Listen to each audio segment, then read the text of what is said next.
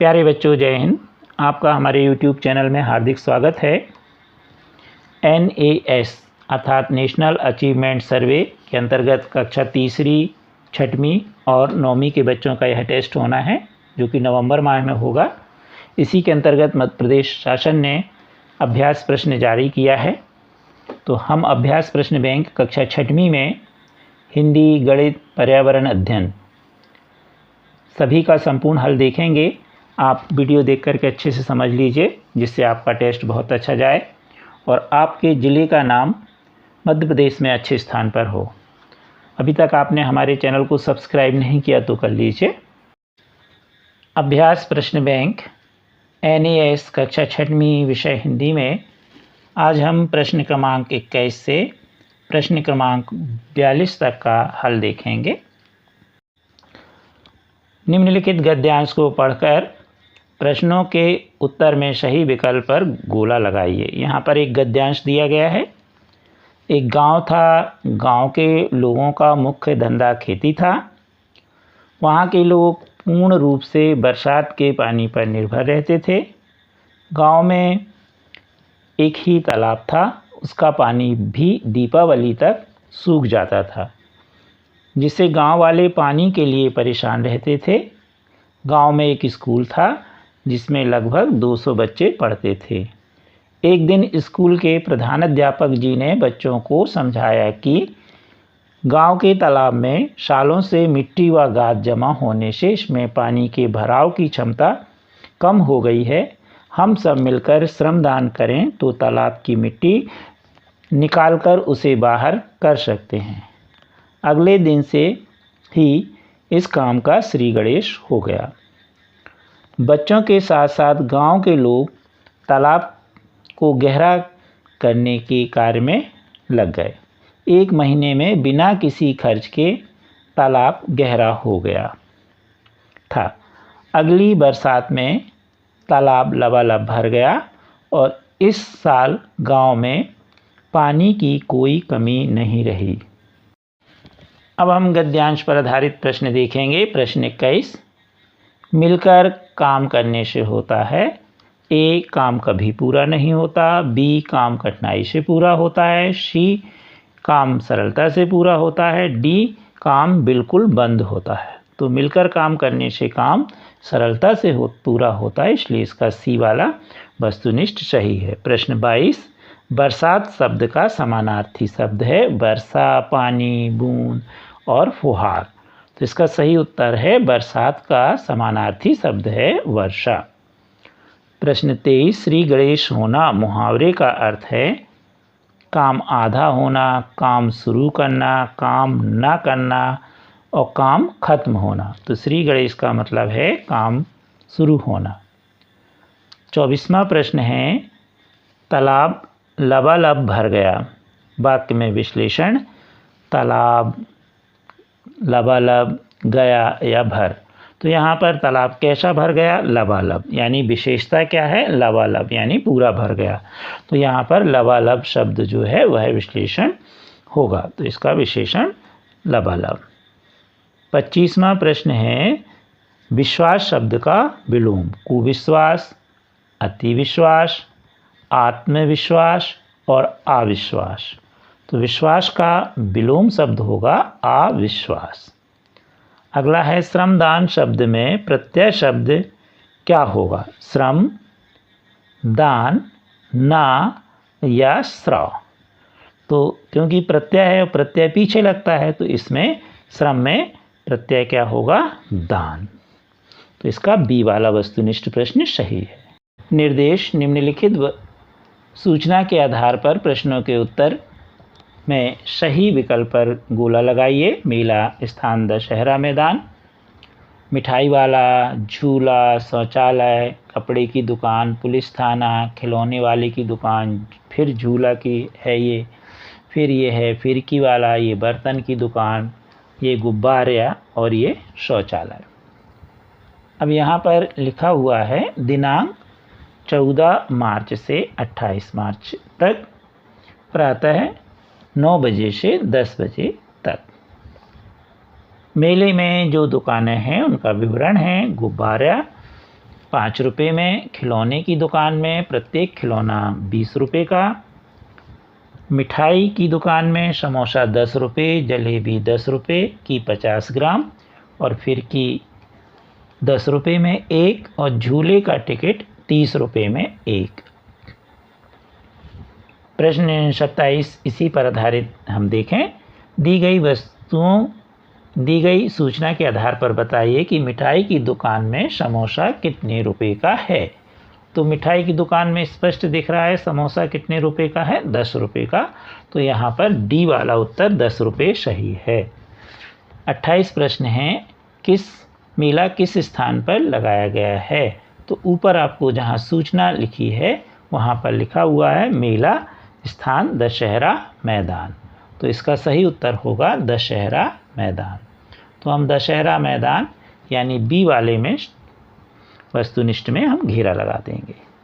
29 प्रश्न है, ₹20 में प्रत्येक वस्तु देने वाली दुकान कौन सी है। तो यहाँ पर आप देख रहे हैं खिलौने की दुकान के सामने लिखा है प्रत्येक खिलौना ₹20 का।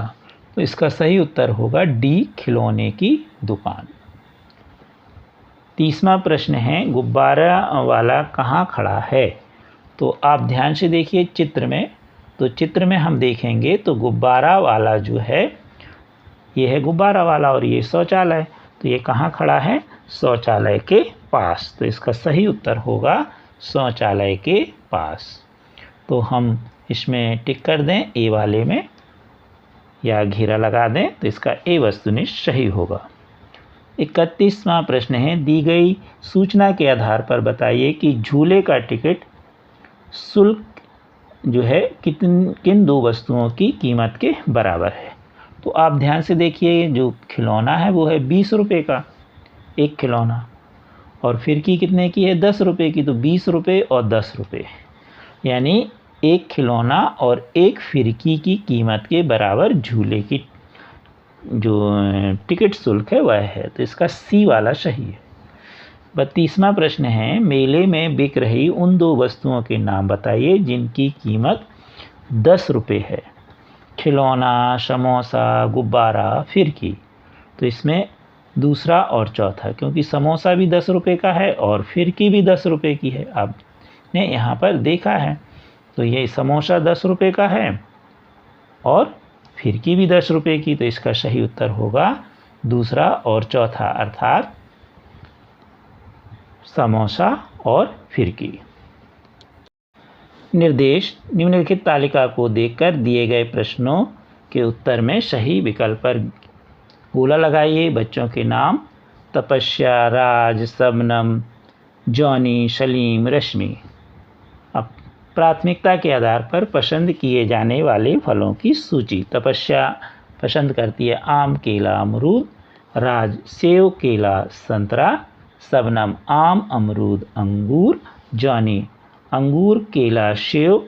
सलीम आम, सेव, अंगूर और रश्मि आम, अमरूद, नाशपाती। अब देखें 33 प्रश्न, कौन सा फल 3 से अधिक लोग पसंद करते हैं। तो ध्यान से देखिए, आम तपस्या भी पसंद कर रही है, शबनम भी, सलीम भी और रश्मि भी। तो 4 लोग पसंद कर रहे हैं, 3 से अधिक लोग पसंद कर रहे हैं, इसलिए इसका सही उत्तर होगा सी। प्रश्न 34, तपस्या की तरह आम और अमरूद किन दो बच्चों की पसंद है। तो तपस्या आम अमरूद पसंद करती है, आप देख रहे हैं। अब यहाँ देखें तो आम और अमरूद शबनम भी पसंद करती है और यहाँ पर रश्मि भी। लेकिन हमें जो प्रश्न में दिया गया है उसके अनुसार हम देखें तो यहाँ पर लिखा है शबनम और रश्मि। तो तपस्या के जैसा कौन पसंद कर रहा है, शबनम और रश्मि। अब देखें कौन सा फल सबसे अधिक पसंद किया गया। तो आम तो था ही, यहाँ अमरूद भी 3 बार है तो आम और अमरूद आ जाएगा। अब अगला प्रश्न दिया है कौन सा फल सबसे कम पसंद किया गया। तो इसमें आप देख लीजिए कि सबसे कम कौन है। तो आप देखिए नाशपाती सिर्फ 1 बार आया है, रश्मि पसंद कर रही है, इसलिए सबसे कम पसंद फलों में क्या आएगा, नाशपाती। यानी इसका डी वाला वस्तुनिष्ठ सही है। प्रश्न 37, सबसे अधिक बीज किस फल में होते हैं? सेब, केला, आम, अमरूद। आपने सेब भी खाया, केला भी खाया, आम भी खाया और अमरूद भी खाया, तो आपको सबसे ज़्यादा बीज मिले होंगे अमरूद में। तो इसका सही उत्तर होगा डी। निम्नलिखित पोस्टर को देख करके प्रश्नों के उत्तर में सही विकल्प भरिए। धमाका चाय, ये चाय वाली की दुकान है जिसका नाम है धमाका चाय। यहाँ पर लिखा है मज़ा लीजिए ऐसे चाय के गुणों का जिसमें हैं 6 मसालों और जड़ी बूटियाँ। तो 6 मसाले और जड़ी बूटियाँ कौन कौन सी, नाम भी लिखा है, लौंग, अदरक, तुलसी, मुलेठी, दालचीनी और इलायची। फिर यहाँ पर लिखा है 1 किलो चाय पत्ती के साथ 100 ग्राम मुफ्त। फिर लिखा 180 वर्षों की लाजवाब खुशबू और स्वाद। लिखा है हर एक बूंद देगी स्फूर्ति और ताजगी। नीचे लिखा है आपके बेहतर स्वास्थ्य के लिए। तो ये एक चाय की पोस्टर दिया हुआ है। अब इस पर आधारित हम प्रश्न देखेंगे। धमाका चाय में कौन सी जड़ी बूटियाँ मिली हैं?